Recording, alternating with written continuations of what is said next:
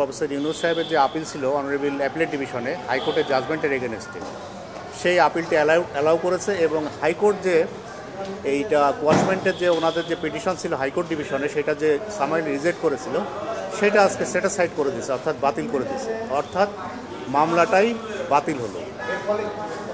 এর ফলে ওই মামলাটা থাকলো না, মামলাটা বাতিল হলো। এবং যে প্রক্রিয়ায় মামলাটি প্রত্যাহারের দুদক আবেদন করেছিল এটি কি সঠিক ছিল? আপনার কাছে কি মনে হয়? প্রত্যাহারের আবেদন দুদকের যেহেতু নিজস্ব আইনেই ক্ষমতা আছে, দুদক এটা প্রত্যাহার করতেই পারে। এবং যখন দুদক দেখলো যে ডিটেক্ট হয়েছে না এটা আসলে ক্রিমিনাল মামলা চলে না, তখন দুদক ডিসিশন নিচ্ছে না এটা আমরা উইথড্র করবো, উইথড্র করেছে। কিন্তু সেটা তো মানে ডক্টর মোহাম্মদ ইউনূস যখন ক্ষমতা নিলেন বা অন্তর্বর্তী সরকারের দায়িত্ব নিলেন না, তিনি 8 আগস্ট দায়িত্ব নিলেন, 11 আগস্ট থেকে প্রত্যাহার হলো। মানুষের মধ্যে তো একটা প্রশ্ন আসে যে তিনি ক্ষমতায় আসছেন, প্রশ্নটা আসতেই পারে, প্রশ্নটা স্বাভাবিক। কিন্তু তারপরেও যে দুদকদের ডিসিশন নিয়েছে লেটে হলেও, যে ডিসিশনটা কারেক্টলি হয়েছে। কারণ হচ্ছে আমি রেকর্ডটা দেখেছি, পুরা রেকর্ডে আমি যেটা মতামত আমার ছিল সেটা হচ্ছে যে এই কেসটা ক্রিমিনাল কোর্টে চলবে না, ক্রিমিনাল কেস হবে না।